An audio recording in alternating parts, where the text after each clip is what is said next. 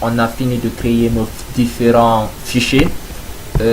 On sait maintenant la différence entre le fichier headers et les fichiers source. Maintenant, on va se lancer maintenant à la résolution de notre problème qui est là, comme je vous ai déjà présenté. C'est la saisie de la première question, c'est de faire quoi? C'est créer une fonction permettant de saisir les informations d'un étudiant. Mais comme je vous ai parlé qu'on a besoin d'un menu, on va s'attaquer à la première des choses du menu. On va aller au niveau de déclaration des fonctions parce qu'on a dit que notre menu peut être une fonction qui va renvoyer le choix fait. Mais j'aimerais plutôt qu'on commence par la structure en question. Ok, au niveau de la structure, on ouvre notre headers, notre fichier d'entête structure.crash. On va revoir d'abord les questions, voir comment effectuer la structure. On dit de faire la structure étudiant définie de la manière suivante. On dit numéro étudiant, nom, prénom, date de naissance, c'est-à-dire que sera découpé en jour, mois et année de type entier. Un date contenant un tableau, voilà.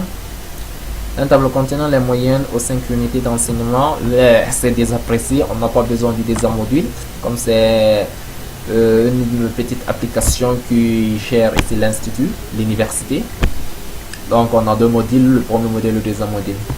Donc qu'est-ce qu'on va faire dans cette partie au niveau de déclaration des structures? Je préfère qu'on fait trois structures en fin. La première structure qui est la structure étudiante. La structure date naissance, on aura les champs jour, mois, année et structure note pour les 5 unités. Donc ici, on n'a pas besoin d'inclure aucune bibliothèque. On n'a pas besoin d'inclure une bibliothèque studio parce qu'on n'a pas besoin des fonctions printf affichées. Seulement ici, c'est déclarer les variables de structure. Donc ici, on va commencer par la structure date naissance.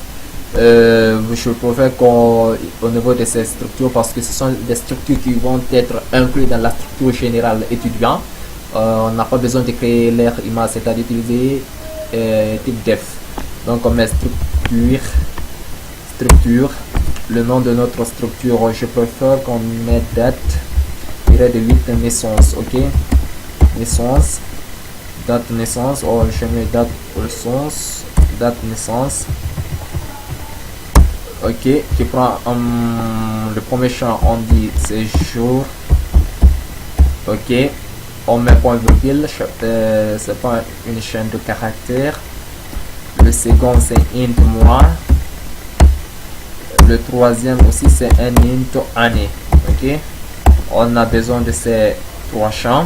Au niveau de la structure date de naissance, on va déclarer la structure moyenne annuelle. Ok, on met structure, on met moyenne, ok.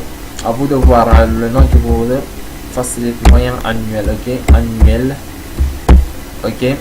On définit ici les champs, on a note 1, note 2, et on sait que la note c'est du type réel, on met float, on met n1, après float. Je préfère qu'on copie le code de le coller en FNA, ce n'est pas c'est pas la peine de répéter ça 5 fois. 1, 3, 4, 5. Ok, tu te colles. Donc float, on a note 2, on a note 3, note 4 et note 5. Ça c'est bon avec maintenant on va déclarer la grande structure qui est la structure étudiant. On va mettre, on va créer l'image de cette structure, on va utiliser le type def,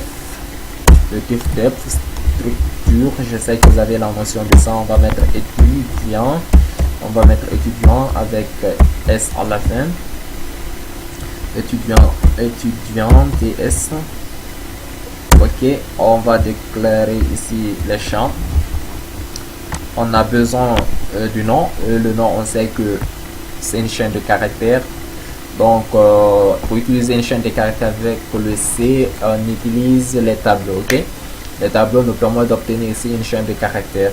Donc, on met char, on met nom, matricule d'abord, parce que c'est ça la première truc qu'on va voir là, par rapport dans la structure. On a, ouais, numéro, c'est le matricule de l'étudiant. On dit matricule, on donne taille 12. Après, on a char, le nom, nom, il va prendre 15 caractères. Après, on a char, prénom, si j'ai la bonne mémoire, prénom, c'est ça, prénom, c'est bon avec prénom. Après, on met 20 caractères. 20 caractères, c'est suffisant. C'est des exemples seulement.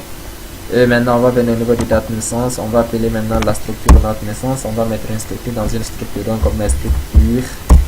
Et on met date naissance. Et on met le nom du variable de cette structure réutilisée dans la structure principale. On va mettre mess. OK?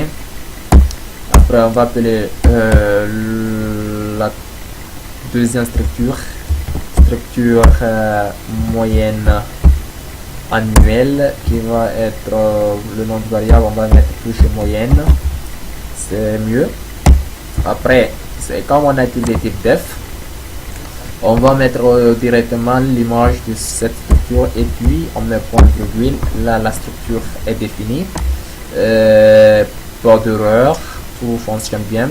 Maintenant, qu'est-ce qu'on va faire? Parce qu'on sait que c'est une structure qui est définie, on aura besoin de ce fichier dans la tête au niveau du fichier source principal. Donc il faut qu'on inclue notre propre bibliothèque. Donc pour inclure notre propre bibliothèque, on met guise, on met include. Comme c'est une bibliothèque que nous avons créée, on met double quote. Le nom de la bibliothèque c'est structure.h. Ça c'est notre bibliothèque. Donc quand on compile, pas d'erreur, je vous assure, tout fonctionne bien ici jusqu'à présent, pas d'erreur, la bibliothèque c'est bien inclus. Quelques anomalies sur la ligne 9, c'est quand on voit le debugger git ending suite par étudiant, structure avec S, on a date de naissance, tout fonctionne normalement. Ok, on a une structure qu'on n'a pas utilisé, la fonction de structure, que changer cela. Mais tout ceci, c'est pas un problème, pas d'erreur quand même, pas d'erreur, je vous assure. Pas d'erreur, c'est pas l'erreur, c'est quelque anomalie quand même quand on compile un défi Word. Rien ne se passe. Là, on a défini d'abord notre structure. On va passer maintenant. On a défini notre structure, mais je ne vais même pas voir le truc qui s'affiche en bas là. On met structure. Et on va utiliser maintenant une fonction menu. Là, on va déclarer d'abord notre fonction menu. On va faire le menu avec ce tuto. On va dire int, qui va retourner le chauffeur. On va faire saisir tout ça dans la fonction. On va dire menu. Ok. Elle prend un paramètre un entier. Ok. Et il faut savoir qu'en fonction, en algorithmique, ils vont dire qu'en fonction, il y a trois paramètres de sortie, plutôt paramètre entrée, sortie. C'est en procédure qu'on a paramètre de sortie. Quand on parle de paramètre d'entrée, c'est que sûr, le programme attend une valeur venant du programme principal, c'est-à-dire la fonction attend une valeur qui vient au niveau du programme principal. Mais cette fois-ci, notre variable choix va être de type entrée et sortie à la fois. Il doit envoyer une valeur nulle et il retourne une valeur choisie qui est différente de 0. Ok, on a déclaré notre fonction menu. On copie le code, on vient au niveau du traitement fonction, on l'ouvre. Ici, on a besoin d'abord d'inclure quelques bibliothèques parce que j'ai besoin d'utiliser printf. J'ai besoin d'inclure la bibliothèque. Inclus-moi la bibliothèque studio.h. Aussi la bibliothèque par défaut include. on met lib.h. On a besoin de cette bibliothèque. Et maintenant, au niveau de cette partie, on va inclure quoi? On va essayer d'inclure en effet notre structure. On a besoin d'inclure notre structure ici parce qu'on va l'utiliser. Mais pour l'instant, on sait pas la peine de l'inclure, ça n'affecte pas, mais on sait qu'à la longue, lorsqu'on commence à faire les traitements de saisie et affichage, on a besoin d'inclure cette bibliothèque structure. Mais pour l'instant, les deux bibliothèques nous suffisent. On va afficher notre fonction. Ici, cette fois-ci, c'est le traitement. C'est là le traitement s'effectue. Vous vous rappelez du deuxième tuto. Maintenant, qu'est-ce qu'on va dire ici? On va déclarer quoi? Rien à déclarer.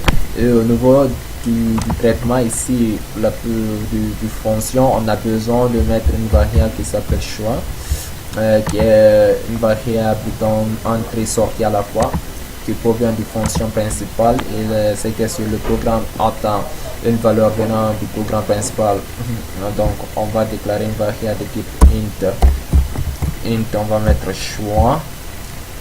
Choix, il va transmettre un paramètre entre 0 et il va retourner une valeur qui est différente de 0. Ok, donc qu'est-ce qu'on va faire? On va appeler notre fonction ici menu. Cette fois-ci on n'a pas besoin de type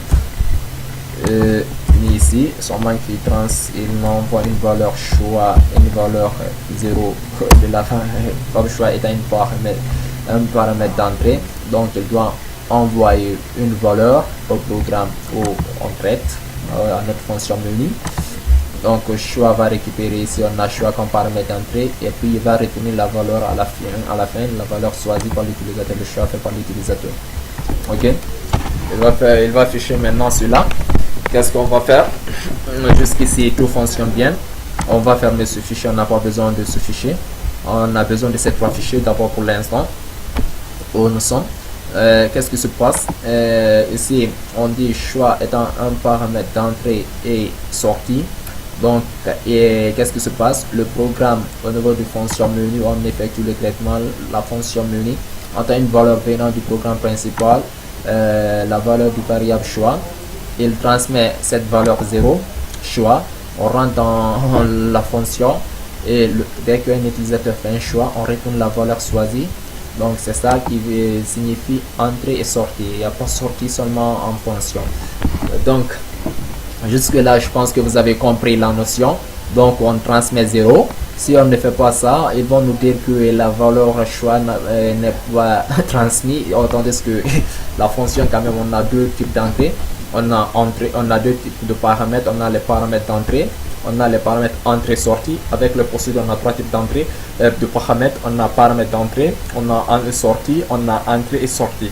C'est-à-dire entrée et sortie, il envoie une valeur et il retrouve une autre valeur. C'est ça, il envoie une valeur au niveau du fonction. On effectue les traitements, on retourne la valeur, mais après, final. C'est ça qui se passe au niveau du programme principal. Donc jusqu'ici, comme on sait que notre variable choix va renvoyer 0, en final il va retourner une valeur qui dépend du choix fait par l'utilisateur. La valeur retournée, on a besoin de le stocker dans une variable. Donc on va déclarer une variable qui va être qui perd la valeur restaurée, la valeur retournée par la fonction menu. Donc on va mettre RSD qui va récupérer la valeur retournée par la fonction menu. Jusqu'ici c'est bon. Maintenant on va se concentrer au niveau du traitement de notre fonction. Ok, ici on va dire printf. La première des choses, tu m'affiches quoi? Quelle est la première question? La première question c'est de faire quoi? Écrire une fonction permettant de saisir l'information. Donc on va dire saisir l'information de l'étudiant. Ok, jusque là c'est bon. Ok, on met un retour à la ligne on. Point virgule, on dit chaque instruction se termine par un point virgule. On va dire printf aussi. Printf, la question 2 c'est un menu qu'on fait comme Orange Money avec plusieurs consorts.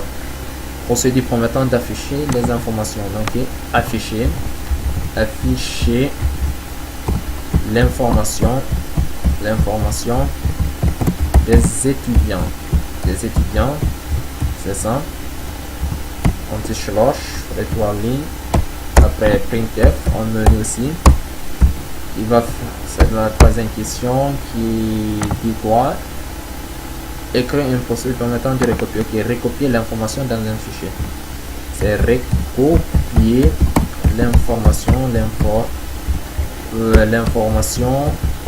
dans un fichier. Ok, on recopie l'information dans un fichier. Après la carte en question printf, c'est quoi la carte en question? Rechercher, j'en suis sûr, c'est rechercher l'information d'un étudiant. Ok, c'est ça dans le fichier. Rechercher l'information de l'étudiant dans le fichier. Ok, dans le fichier. Jusque là c'est bon, c'est à vous de voir. Bon, jusque là c'est bon. Qu'est-ce que se passe jusqu'ici?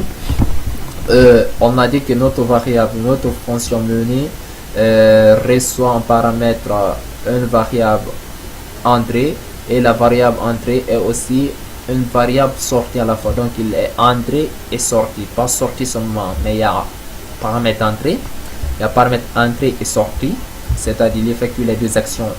Quand une variable est de paramètre entrée, qu'est-ce qui se passe? Il atteint une valeur venant de fonction principale, c'est-à-dire main, il atteint une valeur qui est transmise à partir d'ici à la fonction. À la fin, il retourne une valeur. Cette fois-ci, comme étant un menu, la valeur retournée dépend le choix fait par l'utilisateur. Donc on va afficher un message printf. On va dire à l'utilisateur de faire le choix. Faire le choix, ok. Faire votre choix, c'est mieux. Faire votre choix. S'il vous plaît. Ok, ok, c'est vos utilisateurs, s'il vous plaît. Ok, vous mettez un retour à la ligne, ça change absolument rien. Après, on va lire maintenant, parce que s'il faut qu'on lit la variable, il faut qu'on lit le choix. Bon, en vérité, dans les fonctions, on ne doit pas lire, on peut y afficher, c'est possible, on peut le faire, on peut y afficher, mais lire, c'est pas logique, on préfère lire. Parce qu'il faut qu'on renvoie, parce que les fonctions quand même pas de sortie, c'est toujours entrée. Il faut qu'on envoie une information, ou bien on envoie une information et on retourne aussi. Donc il envoie et il retourne, c'est à la partie d'une seule variable, il envoie, il retourne. Ok, il y a seulement entrée, sortie, il n'y a pas, ou bien il y a entrée, mais il n'y a pas sortie seulement avec les fonctions. Donc qu'est-ce qu'on va faire? On va dire en F. Lis-moi la variable %2, lis-moi, comme c'est un type entier, lis-moi la variable choix. Transmis, oh, je suis dans le double quote.